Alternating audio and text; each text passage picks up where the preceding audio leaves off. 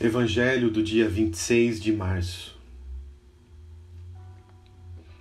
Retomamos o capítulo 6 de O Evangelho segundo o Espiritismo, agora no seu item 6. Venho instruir e consolar os pobres deserdados. Venho dizer-lhes que elevem a sua resignação ao nível de suas provas, que chorem, porquanto a dor foi sagrada no Jardim das Oliveiras, mas que esperem, pois que também a eles os anjos consoladores lhes virão enxugar as lágrimas.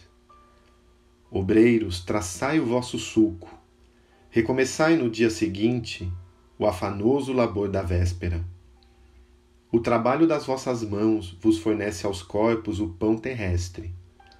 Vossas almas, porém, não estão esquecidas, e eu, o jardineiro divino, as cultivo no silêncio dos vossos pensamentos.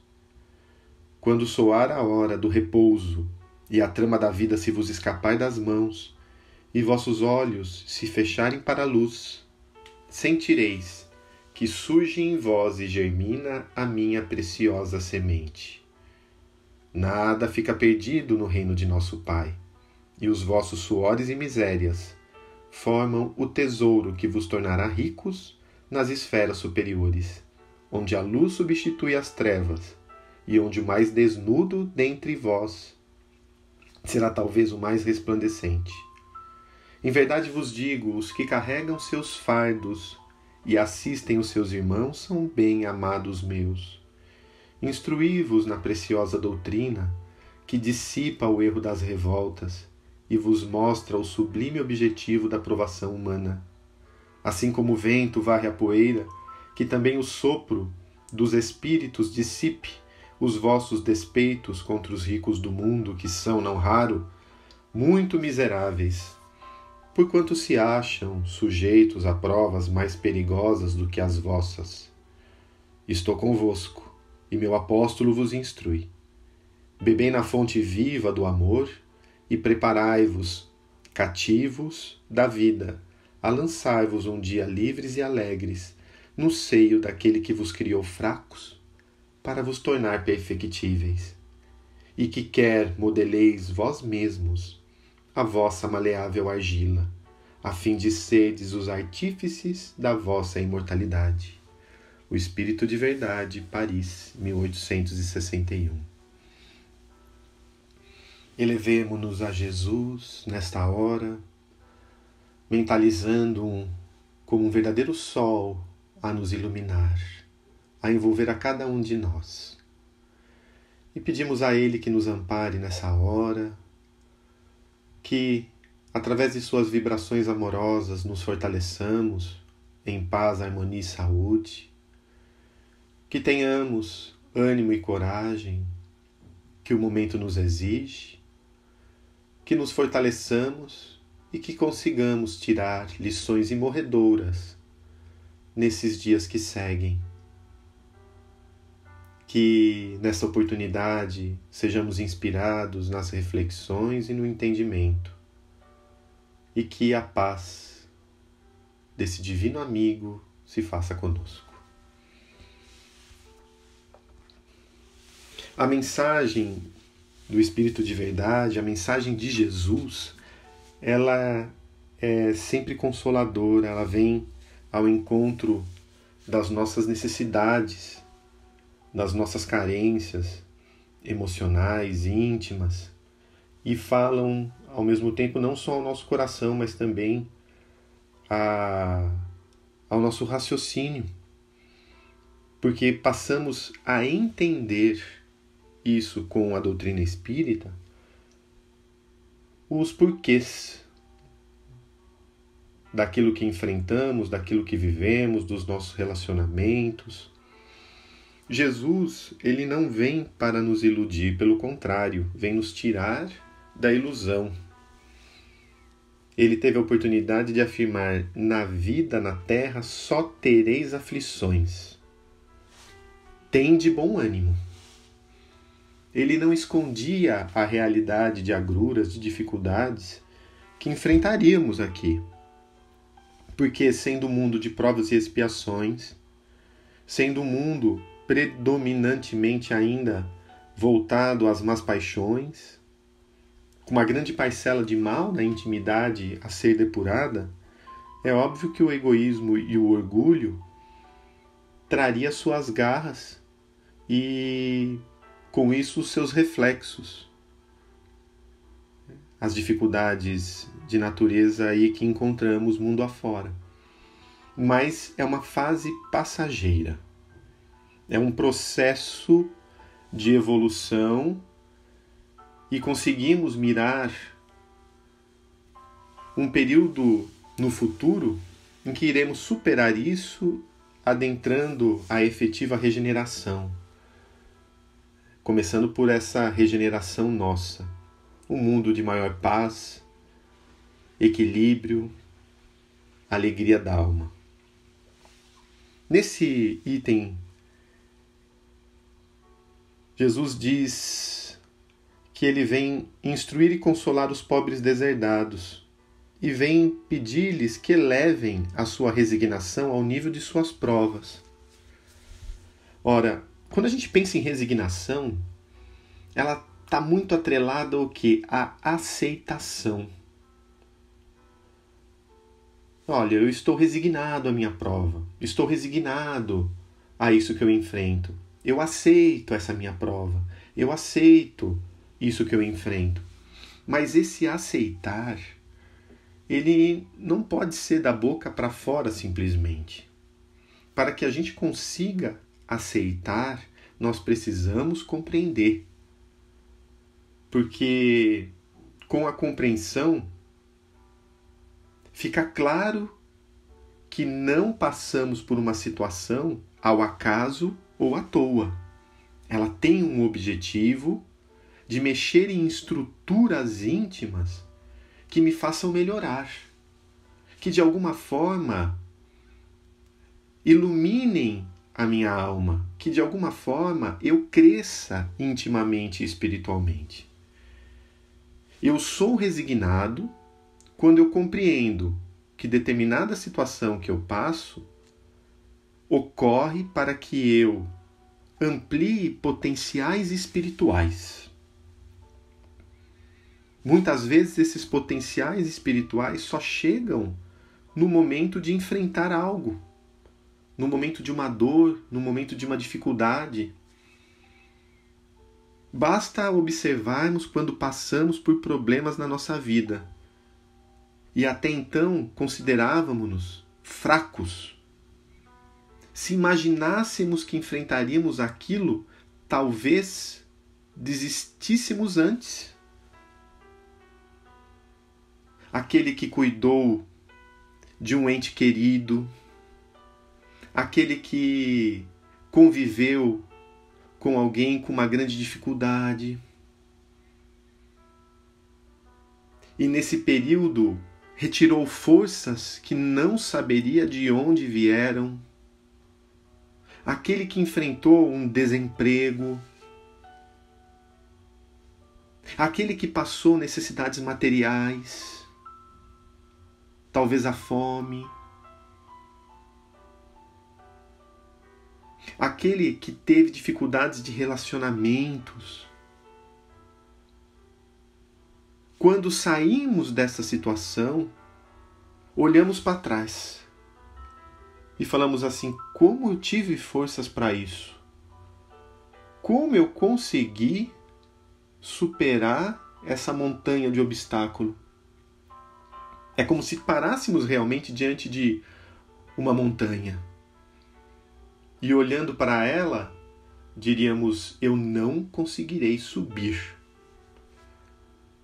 Mas daí, como um regato, como um pequeno rio, diante desse morro, nós aguardamos, vamos estruturando um volume, vamos aumentando de tamanho e quando observamos, já passamos por aquela montanha aparentemente intransponível e olhamos para trás e falamos: nossa, consegui.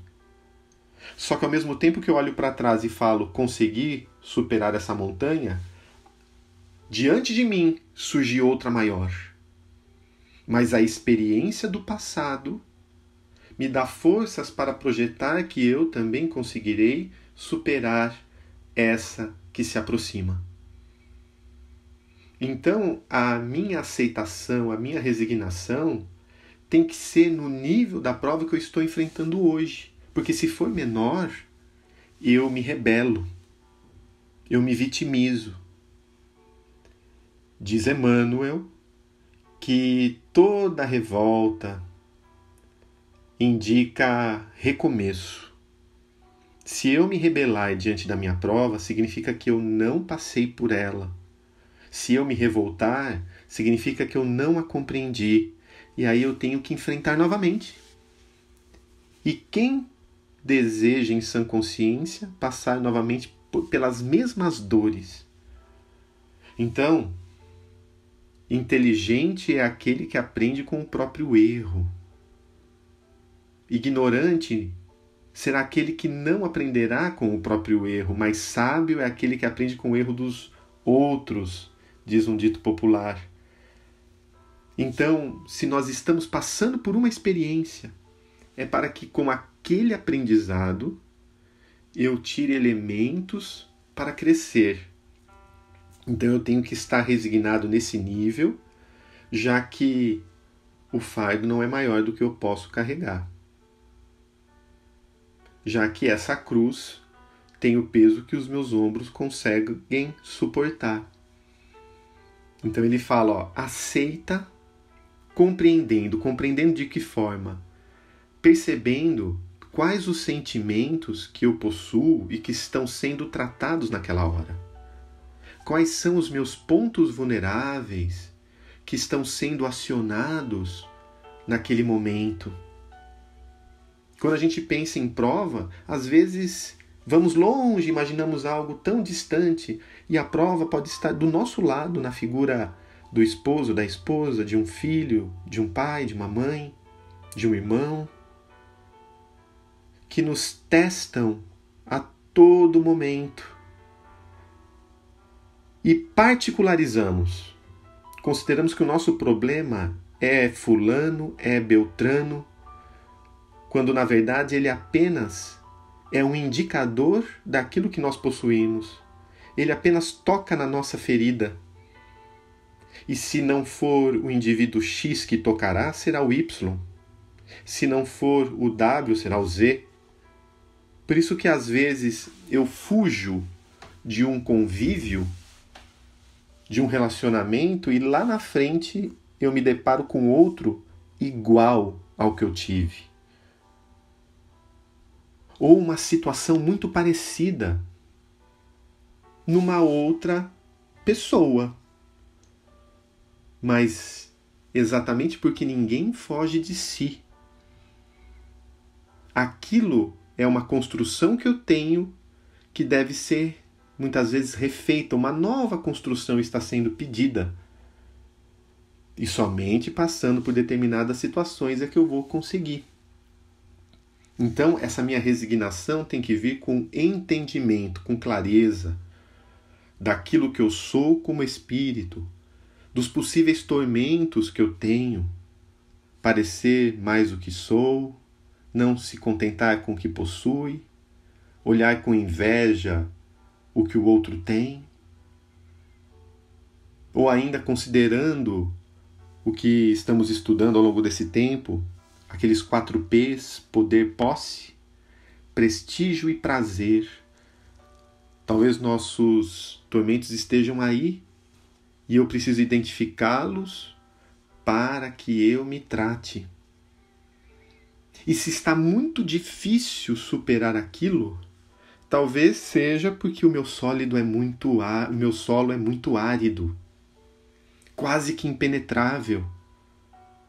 E apenas gotículas de água não consigam realizar essa tarefa.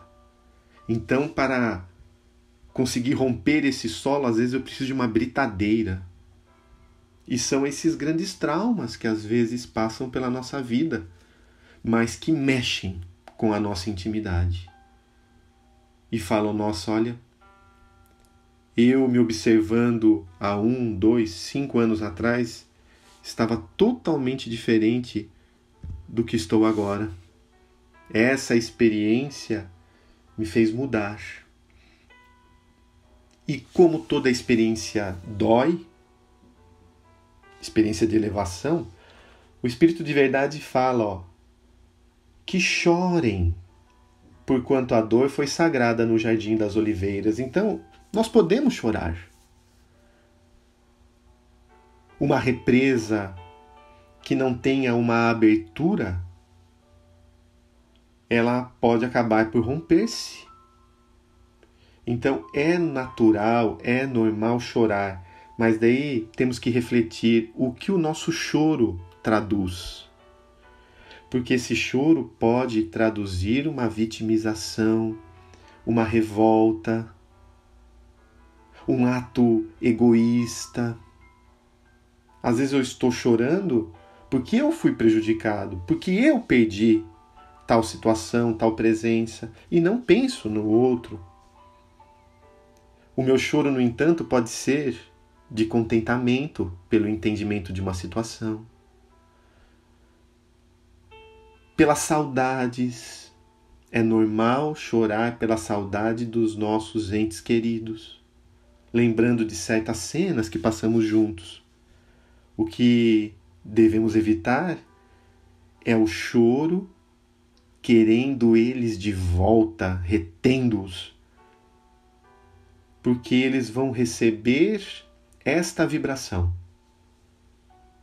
Já que o pensamento é uma onda eletromagnética emitida, já que os meus sentimentos também projetam vibrações, essas ondas chegam até o nosso ente querido e ele recebe esse dardo de revolta e não consegue ficar serenos. Então, é diferente. Quando as lágrimas são de saudades, lembrando as cenas belas do passado, eles recebem isso como um dardo de luz, se ela for em forma de prece e de esperança no reencontro. Então, que tipo de choro é o que eu tenho? O Espírito de Verdade diz também, mas que esperem, pois que também a eles os anjos consoladores lhes virão enxugar as lágrimas. Então, nesses momentos de provação e de dor, que a gente saiba esperar. Mas aí mais uma reflexão. Como esperar? Me recordo do doente da piscina de Betesda, onde há 38 anos ele se mostrava ali enfermo, paralisado, e ele aguardava que um anjo descesse, agitasse as águas, porque diziam as tradições que o primeiro que adentrasse aquela piscina com as águas borbulhantes seria curado. Então ele esperava que caísse do céu uma solução. E Jesus o convidou à ação, levantando-se. Levanta-te e anda. Como que eu estou esperando a solução das dificuldades que eu passo? Espero que também caia do céu? Deus não fará aquilo que a nós compete fazer. Ele pode inspirar, ele pode abrir portas, mas nós deveremos dar o passo. Não há como. Quando Jesus curou o cego de nascença, fazendo lama e passando em seus olhos, ele disse para o cego: vá e lava-te no tanque de Siloé. Era a parte que competia àquele homem fazer.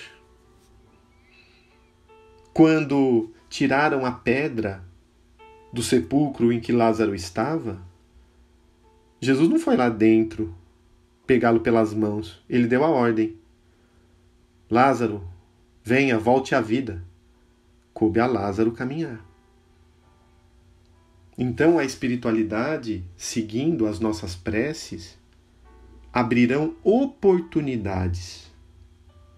Mas nós é que deveremos dar esses passos. E nós assim ficaremos com o mérito das ações.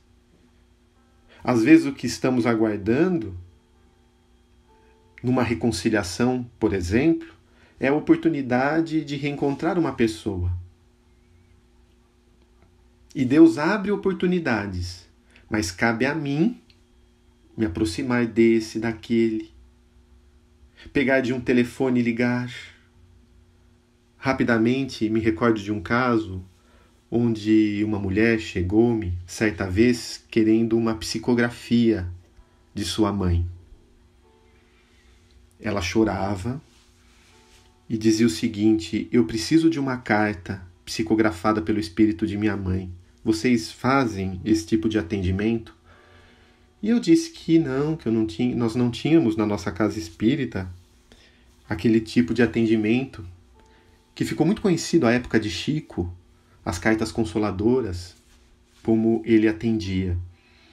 Mas eu perguntei, mas a maior consolação da doutrina é a própria mensagem da doutrina. O que aconteceu com você? E ela falou-me que ela brigou com a mãe. Elas se amavam muito, mas tiveram uma discussão, brigaram e se distanciaram. E ela nunca mais conversou com a mãe, embora tivesse muita vontade. Para sua surpresa, alguns meses depois, ela recebeu a notícia que sua mãe estava com câncer. E aquilo para ela veio como um baque. Na hora pensou em ligar, pedir desculpas, marcar um reencontro, mas a cena da discussão foi mais forte. Ela hesitou, um dia, 2, viu que sua mãe também não ligou, permaneceu nesse estado, acompanhando, no entanto, através dos irmãos, que a levavam nas consultas, nas terapias necessárias. Mas, para sua surpresa, num determinado dia, ela recebeu a ligação de um dos irmãos informando: mamãe desencarnou. E aquilo caiu com todo o seu peso sobre essa mulher. Não conseguiria agora mais conversar com a mãe como antes, abraçá-la. Se pudesse voltar alguns instantes, alguns dias, ela se ajoelharia aos pés da mãe que ela amava, mas cujo próprio tormento não permitiu que dela se aproximasse. E cheia de dores, de remorsos, ideias de culpa, ela procurou a casa espírita, ou a causa espírita, para aliviá-la. E recordo que no momento em que ela me contava isso, eu lembrei, seria tão mais fácil pegar do telefone e ligar para a mãe, do que agora pedir a psicografia. Porque, como dizia Chico, o telefone toca de lá para cá. Não esperemos. Peguemos do telefone e liguemos para aquela pessoa que a gente tem dificuldade, principalmente nesses momentos de quarentena, onde talvez o recurso que nós tenhamos seja o telefone, seja o vídeo, a videoconferência. Não percamos tempo, porque não sabemos o dia de amanhã. Então a espiritualidade, ela vai abrir oportunidades para que nós consigamos nos acertar. E aí é que informa que os anjos virão enxugar as nossas lágrimas. Porque quando saímos desse carreiro, dessas dificuldades, nos asserenaremos. Estaremos mais harmônicos, consolados.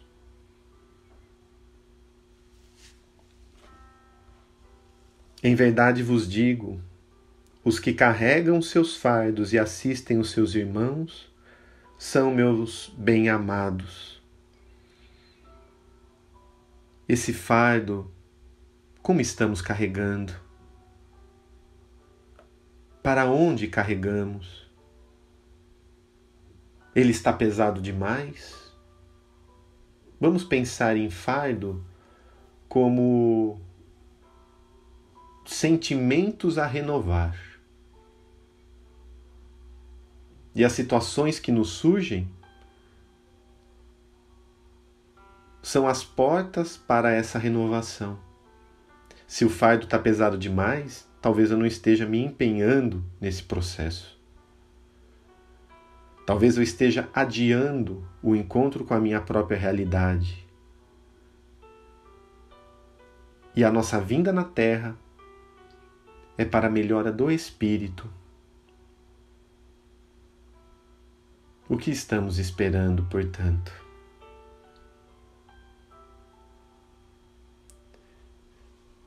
Que Jesus possa nos abençoar, nos fortalecer. Aqueles que desejarem, nesse instante, é importante colocarmos o copo d'água para cada um da nossa família que está presente nesse Evangelho e elevando novamente o nosso pensamento a Jesus e aos bons espíritos, ao mentor espiritual da nossa família, de cada um de nós. Vamos pedir agora, queridos amigos espirituais, nos envolvam nesse momento em vibrações de paz e luz. Que consigamos nos fortalecer nesse período de testes e provações. Que estejamos resignados com a compreensão necessária do momento. Envolve-nos a cada um, célula a célula do nosso corpo físico e espiritual. Envolve-nos com vibrações de luz e fortalecimento. Ilumina a nossa água, depositando nela os recursos necessários para a nossa saúde e bem-estar. Ilumine o ambiente doméstico do nosso lar, cada cômodo, quartos, sala, cozinha, banheiro, quintal, tudo. Que somente os bons espíritos possam adentrar nesse ambiente. Envolve todos aqueles que estão em dores, que passam pelas provações do mundo, que sejam fortalecidos pelo entendimento e recebam esse amparo do alto. Ilumina os profissionais da saúde, aqueles que trabalham nesta área e todos aqueles que trabalham e que precisam trabalhar para que essa situação, dentro da programática divina, encontre as soluções necessárias e que aprendamos com esse momento e aproveitemos esse contato maior com a família.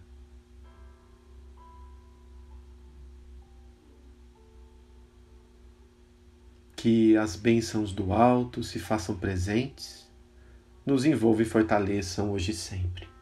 Muito obrigado, Senhor.